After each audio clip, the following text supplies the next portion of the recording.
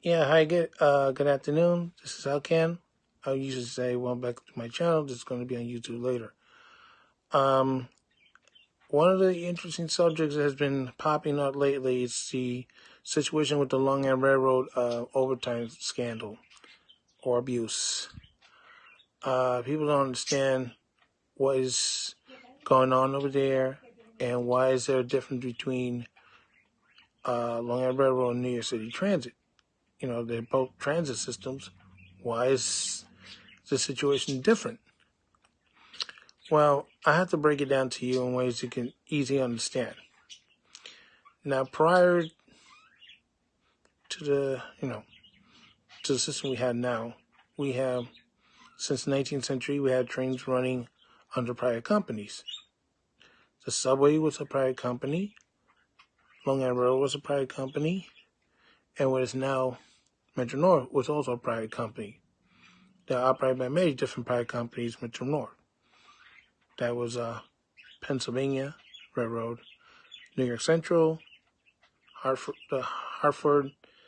Railroad, I don't remember the name, but that was the one that broke the camel's back. And of course, the failed Penn Central merger, where the Hartford thing came in. So, basically, they're trying to police the situation now, but unfortunately, this is not a new scandal. They had problems with that pension system years ago when there was abuse and people were filing for disability in large numbers or getting a large amount of money. And unfortunately, some of the guys were playing golf after this. So you would think someone would call on right away, right? No. It was only a female, the first female president of the Long Island Railroad was the one who caught on to this thing.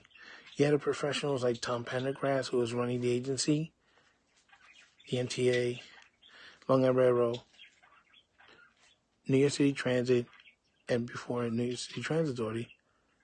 He didn't catch on. And this is a professional railroad guy. So, now you're going to have to understand what is the difference between New York City Transit and Long Island Railroad.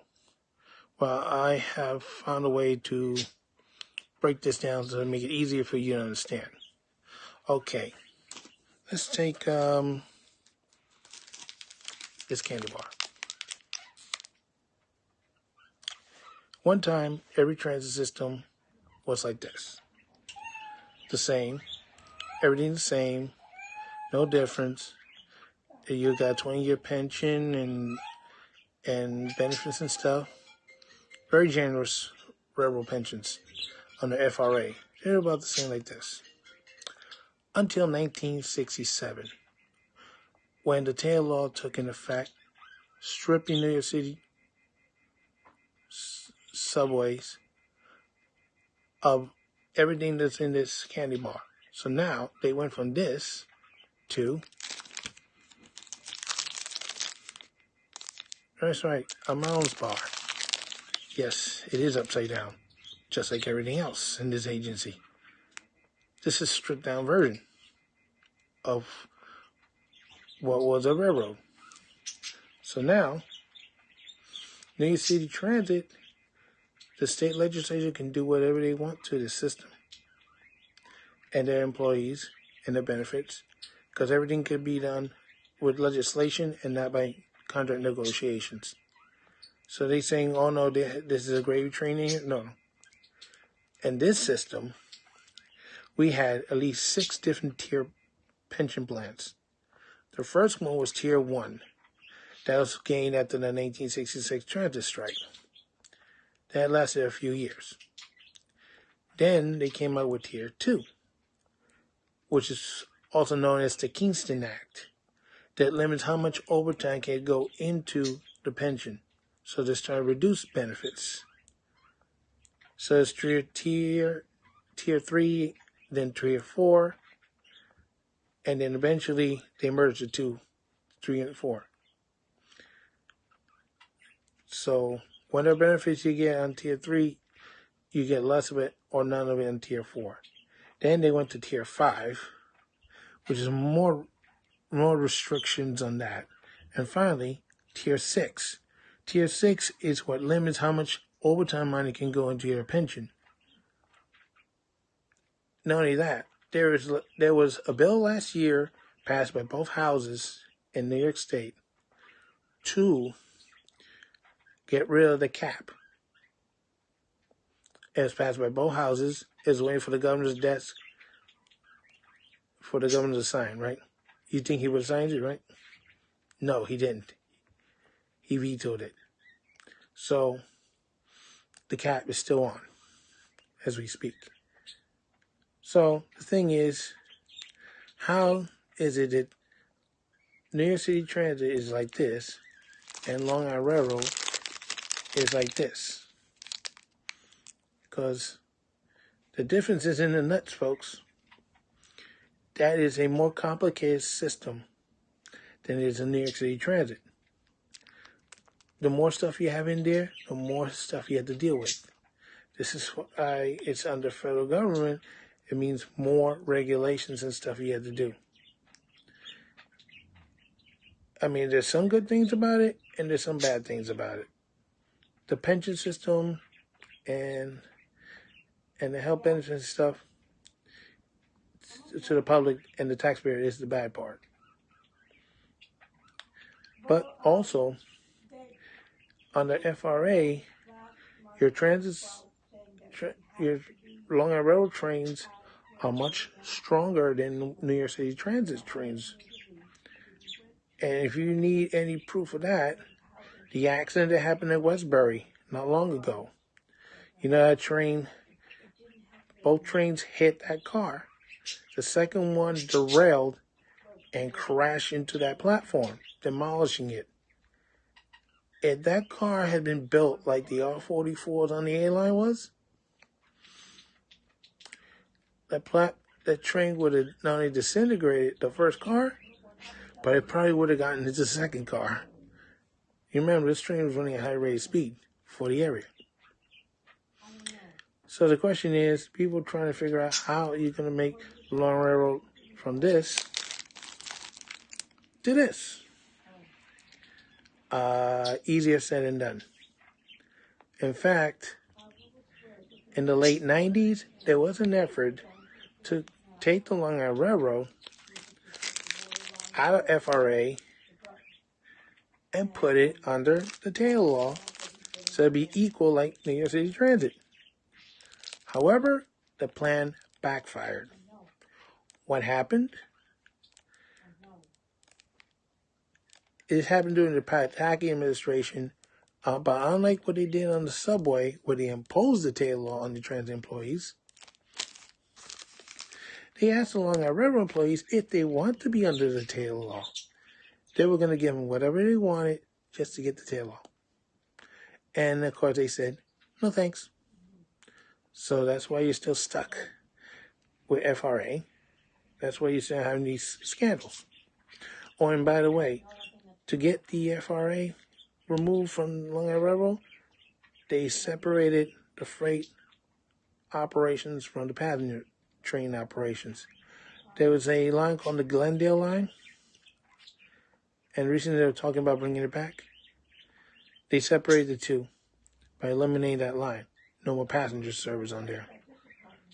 So they also took down the warning signals on the grade crossings. So the requirement is when you're operating freight in the area, and it's an private operator not operating the freight, you have to bring the train to a stop, get somebody to get off, flag the train through so no cars go through the grade crossing. Well, it's grade crossing. Go to the grade crossing without a car hitting the train, and vice versa. It worked great, except one time. When they had a runaway train, nobody was at the diesel, and this sucker went through several grade crossings, and they didn't have no warning signals, so several cars got hit. It made the news. So now you know why that incident took place. Because they were trying to be slick, tried to turn along that railroad from this to this, and it backfired. See, New York City Transit is like this right now. The chances of the subway going from this to this, not anytime soon. And because New York City Transit is under the Taylor law, you are paying the employees less. But you're also getting a lot less. Because when the Long Island Railroad and New York City Transit was taken over by the NTA with the Tribal Bridge and Tunnel Authority, the money from the Tribal Bridge and Tunnel Authority should have been equal. No. They got this amount for the subway and this amount for the Long Island Railroad. More. So all those nuts are starting to add up, folks. When you have a bunch of nuts in one of these candy bars, is a lot different than this candy bar. You can see the difference in your service and what you're paying for it. It's just plain ridiculous. Yes, it is plain nuts. So, the employees are paid less. The fare is $2.75. Long Island Railroads are higher. I know they have more people, more employees doing work. It's a constant repair job, and they shut down the system over there. You can't shut down here on the subway. So, I don't know what to tell you, folks, but it's just plain nuts. It sounds like a ridiculous analysis, but the reality is, when you have more nuts, you can get more stuff than you would do with this. And in fact, being under the Taylor law is one of the reasons why your transit system is failing.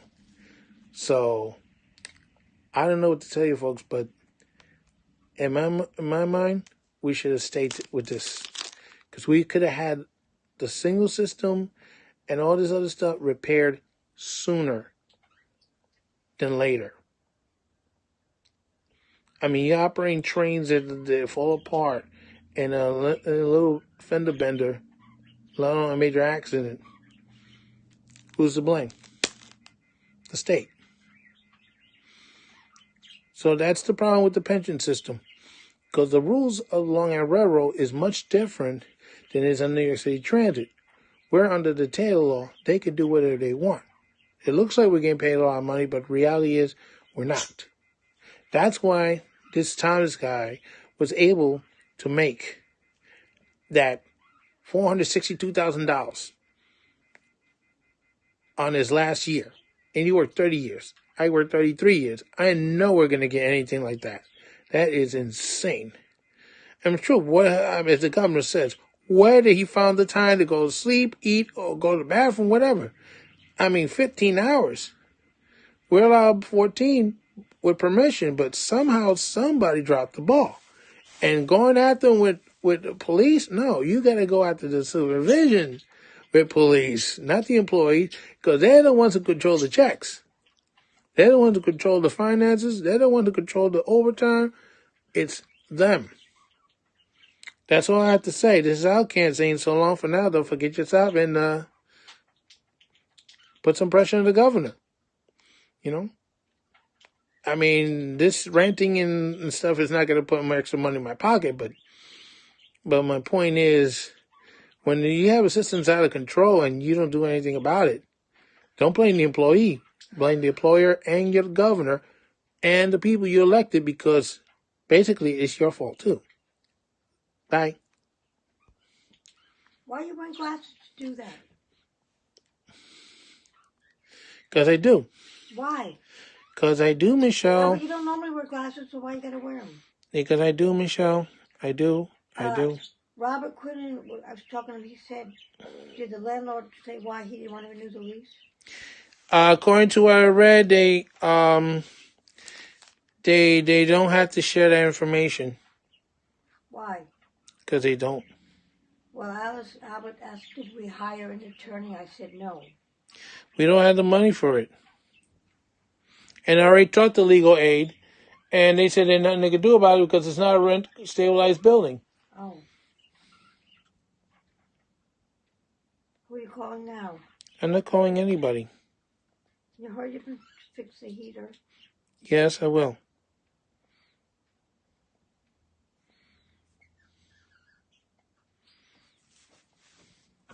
And the way Robert Quinn was talking, that we're not doing enough to find an apartment.